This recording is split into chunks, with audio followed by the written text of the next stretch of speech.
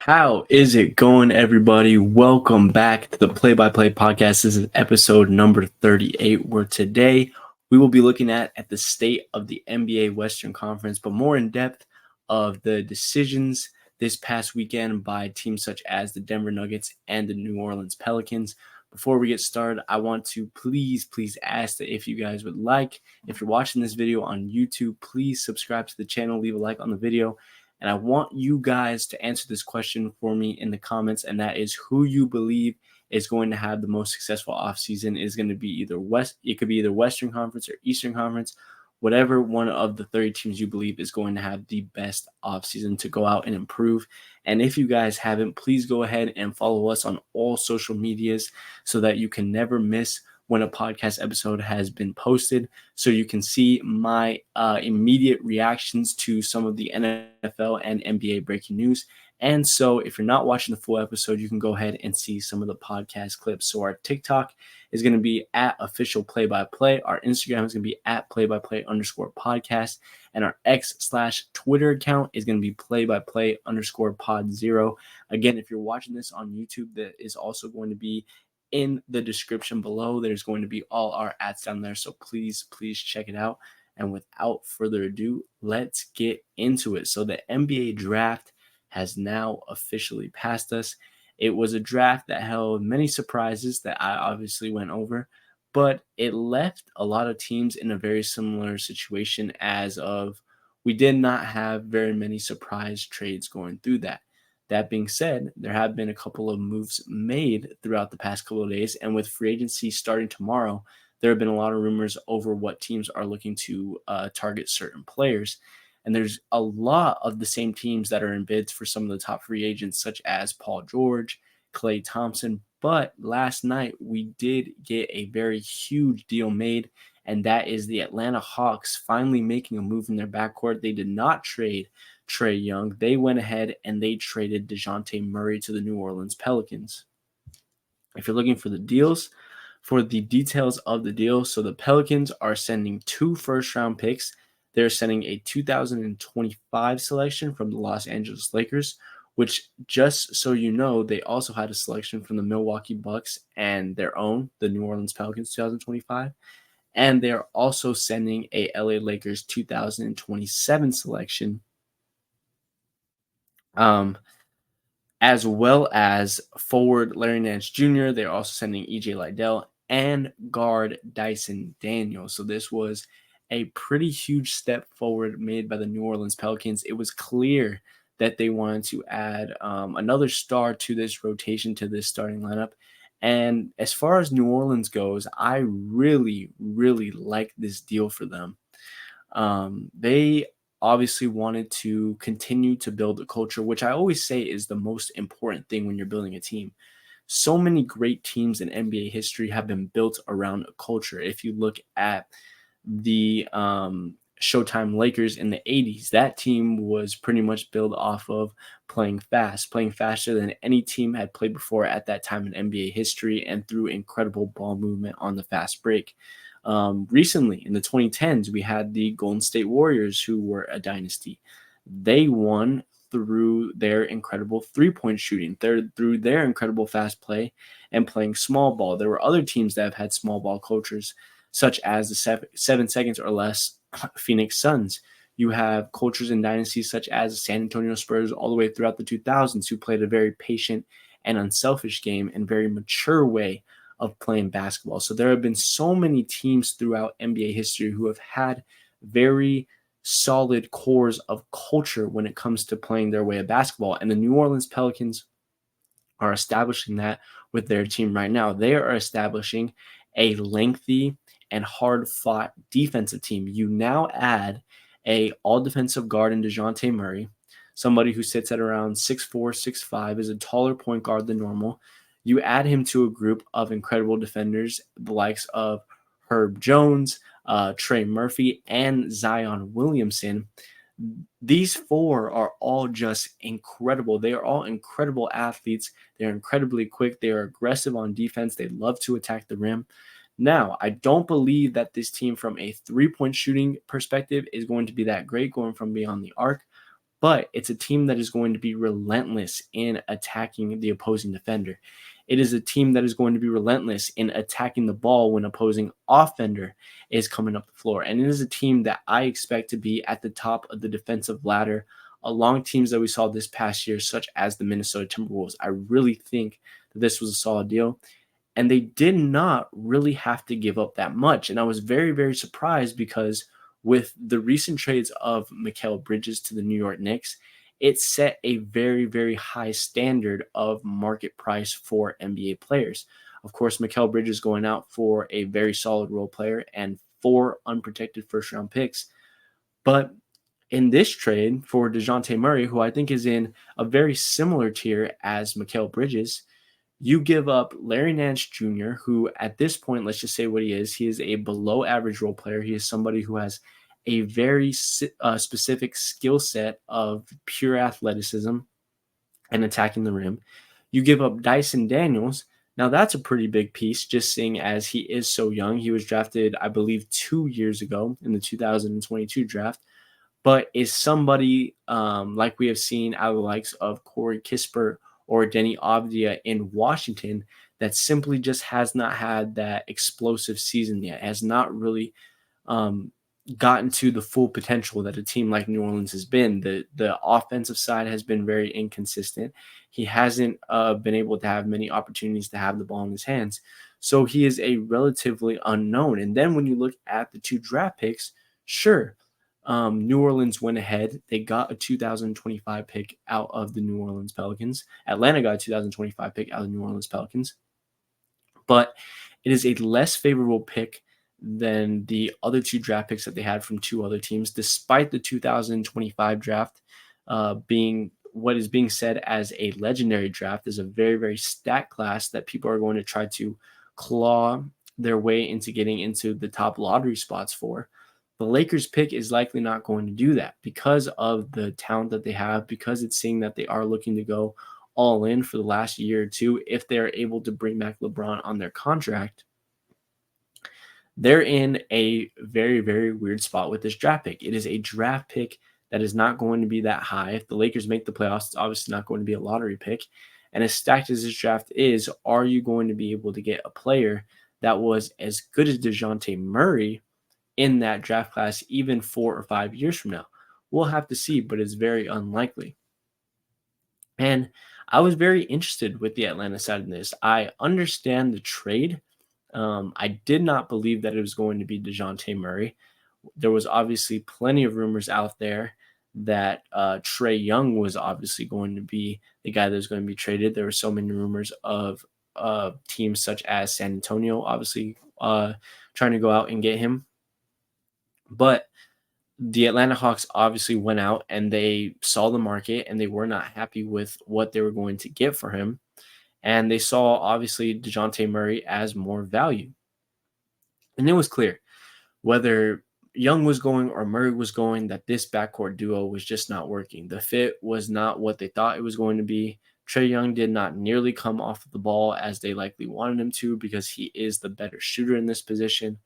And they felt as though it was this 50-50 split of 2 guys just isolating and going out, going to get a shot. And it is a duo and a fit that has really brought them down in the standings. We saw them a couple of years ago being able to make the Eastern Conference Finals, and this year they were under 500 playing for a play-in with the likes of Trae Young, DeJounte Murray, and Clint Capella. So this, again, they get Zachary Reese-Sachet with that number 1 overall pick.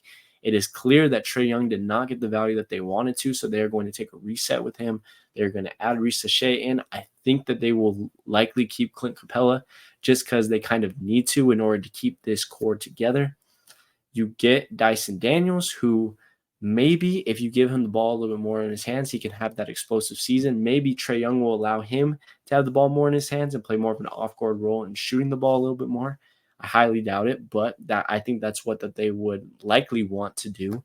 And then you get Larry Nance Jr., who's a very, very solid veteran role player that is serviceable for the next 2 or 3 years. So it's not the greatest of deals. It's not a huge deal. It's not a blockbuster deal. It's not a deal that gives them a lot of value or a lot of things to work with moving forward, because this isn't a lot of value that you can go and flip unless, like I said, Dyson Daniels has an incredible revival to the second half of his young career. So they're really banking on either the 2025 pick coming in clutch or Dyson Daniels really having a solid season. But at least they're making moves. At least New Orleans making moves to make themselves look better. And with New Orleans now getting this trade, granted, I do still think that they are maybe one more piece away. I think that they're definitely not the talent that the Knicks are, but I think they're in a very similar position where they have a couple of solid star players, borderline star players that are right there into being superstars, like Zion, like CJ McCollum. They got to keep CJ McCollum. I didn't even mention him in this. DeJounte Murray, these borderline star players. But I think that they are one more away. They have Brandon Ingram as well, who I haven't even talked about, who they could possibly be trading away. But I think that they're still one more piece away. I think if you took out Brandon Ingram or CJ McCollum and you replaced it with Paul George, if you replaced it with a Jimmy Butler caliber type player, if you replace them with one of those kinds of names, then I think we kind of get into the realm of, okay, these are real ring contenders. Right now, I think that they are just really great playoff contenders that are going to be very annoying to play against because of their length, because of their defensibility, like Minnesota was this past season, that gave the likes of Denver, that gave the likes of Dallas some hard-fought games. That is the position that they're going to be in. And hopefully that they can grow off this, and some of their other players such as Herb Jones, Trey Murphy can continue to improve, and they can get to that point. But I think that they're still one big splash away from really becoming those ring contenders. But with them coming into the fray like this with a very talented team, this makes the Western Conference even more of a bloodbath than it was previously. If we look at these standings, let's just take a look about the teams that are in this pool. So obviously, the teams that aren't going to be falling off from last year, you have the Thunder, the Nuggets, Timberwolves, the Dallas Mavericks, the Phoenix Suns are going to be looking to running things back. You have the Los Angeles Lakers, who are at number 7 this year. Not sure how much they're going to prove, but they could possibly make the playoffs. So that is 6 teams right there. The Pelicans were the 8th seed this previous year, but I think that they are going to massively improve. You have the Clippers, who, yes, there is a very, very high chance that they're going to lose Paul George, and I think that that will definitely hurt them. But they will have cap flexibility if he goes. They could potentially get some value out of him if he's willing to do a sign-and trade. So if Kawhi can stay healthy, if Westbrook can continue to play, and Harden can play at a serviceable level, I'd put them in the mix. That is 8 people.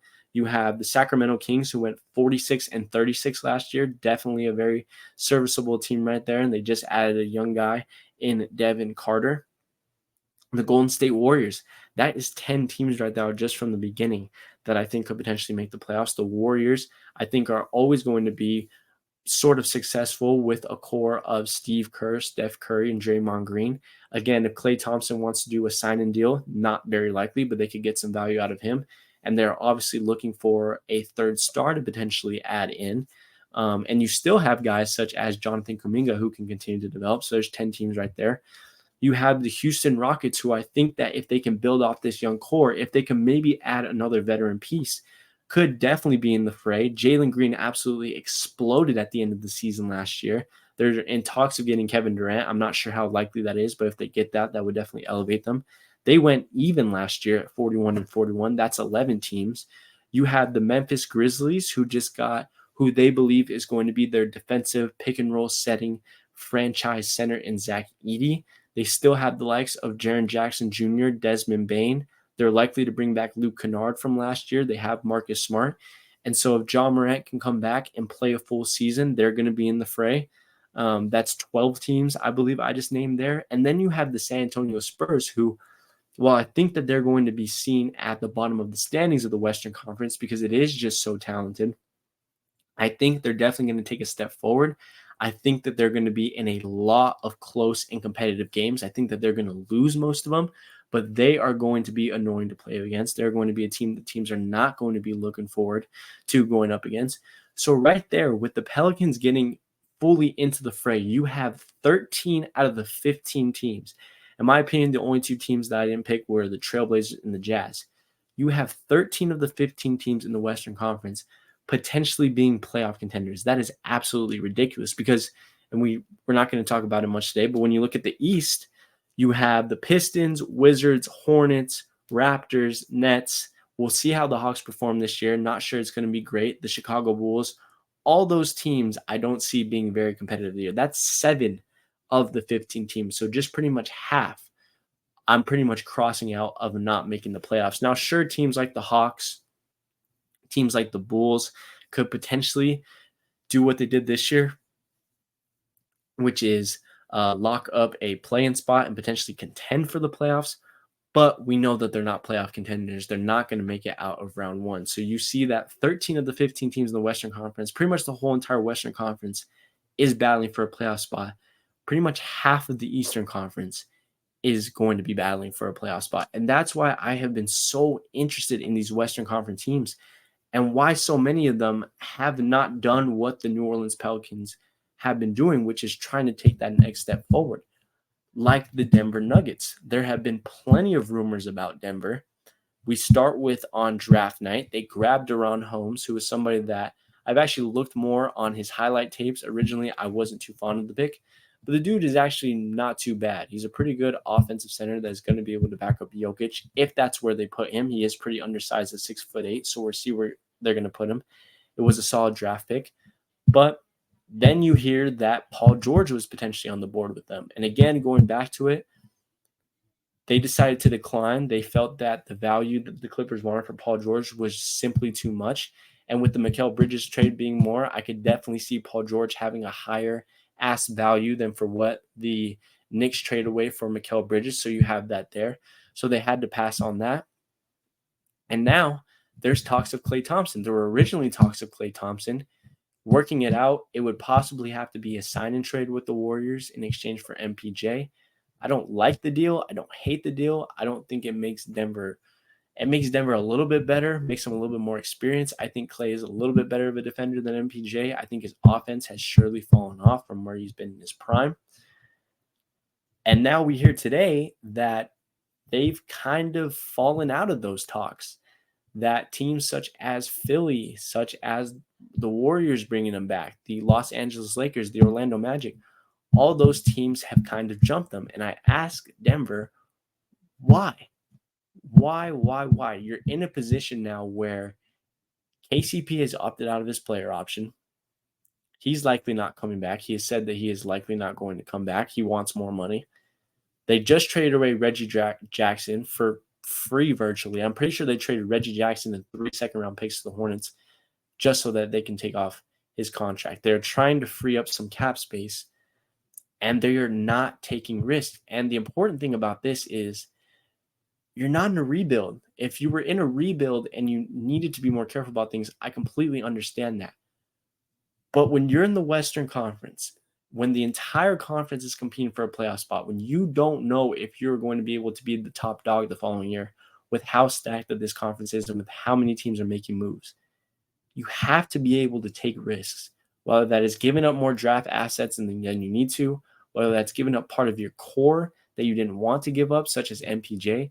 You have to be able to take risks. They took risks a couple of years back, and it proved to pay off for them. They traded Gary Harris, somebody who was an imperative part of the young core that led a team to the Western Conference Finals in the 2020 bubble. They traded him away to Orlando for Aaron Gordon, who in the beginning I was not fond of. I did not like that deal at all. I didn't think that Aaron Gordon gave us enough outside shooting. I didn't believe that he was going to be a strong enough player to play alongside Jokic. And he has slotted in perfectly. He has been a great fit next to him. He has played perfectly off of him, and it paid off with them winning a championship because of his fit next to Jokic and because of his defensive prowess. Those are the moves you have to make. And if they're not going to go after one of these top players, I'm not sure how much they can really do with the space that they're looking to free up. When you look at the current state of this roster, your starting lineup looks as follows. You have Jamal Murray at point guard, and I'm looking this way because I'm looking at the chart that I drew up a little bit. You have Jamal Murray at point guard. You have Justin Holiday sliding in at shooting guard. You have Michael Porter Jr. at the 3. You have Aaron Gordon at the 4, Jokic at the 5. That is serviceable. It is very similar to the spot that they were in the past 2 years.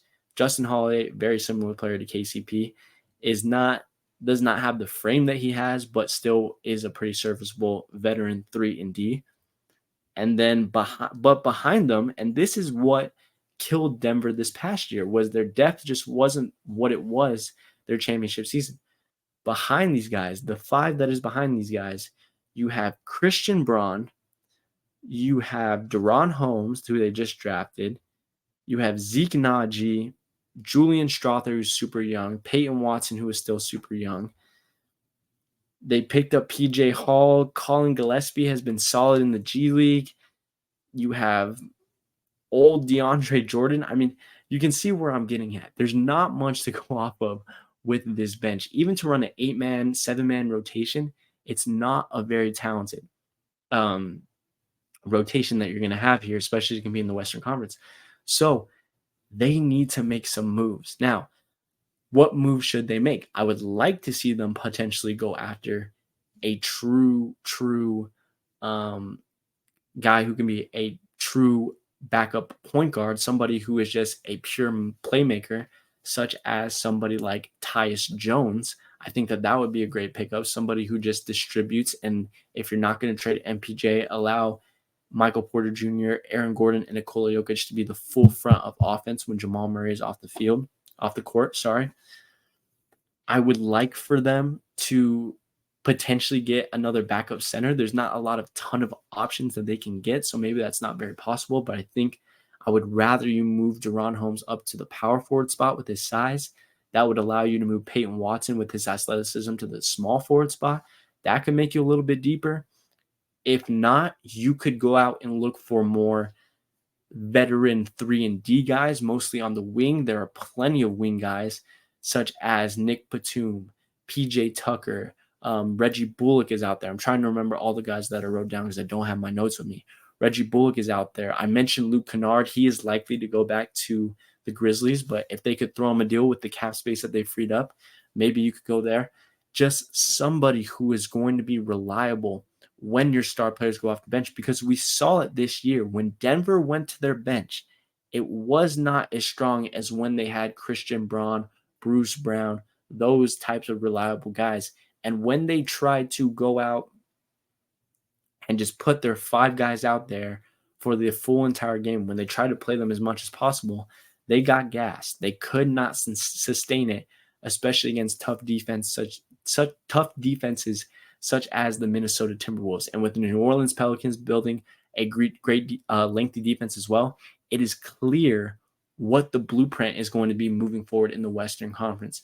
The Mavs have plenty of lengthy defenders as well. PJ Washington, Derek Lively are there. Luka Doncic did not have a great defensive performance in the finals, but all throughout the Western Conference playoffs was phenomenal defensively. You look at the Thunder, you have Chet Holmgren, Shai Gilgeous-Alexander, Cason Wallace, Jalen Williams, all great lengthy defenders. It is just what is becoming the norm in the Western Conference to be able to stop somebody like Nikola Jokic at 7'1".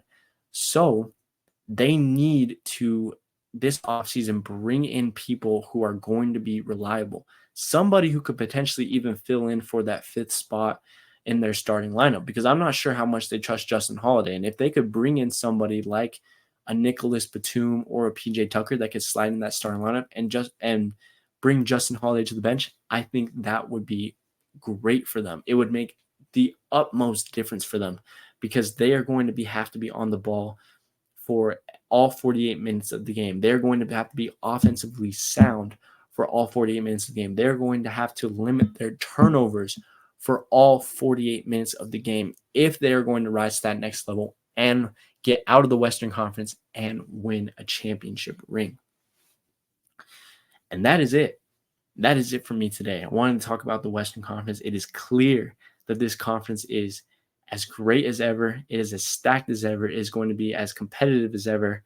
Like I said, I think that there is a possibility where you could see 11 to 13 teams making the playoffs, and at least 11 to 13 teams being over 500 in the Western Conference, which sounds absolutely ridiculous. But with that, once again, like I said, if you are watching this on YouTube, guys, please subscribe. Please leave a comment down below. Once again, answering my question, who do you think is going to have the biggest offseason at the Western Conference? And also let me know who you think, just early predictions of who you think is going to be out of the Western Conference this next year. What do you think about the New Orleans Pelicans trading for DeJounte Murray? I love the deal for New Orleans.